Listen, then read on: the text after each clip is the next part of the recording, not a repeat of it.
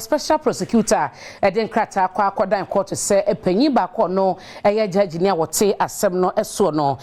Justice Edward Chum on chin who in free assembly mu na entwasona eno na kane swafo a na wo hwe ahonde hu sem so na ya for said dear Special Prosecutor ewa assembly ho no wo mo aninye ho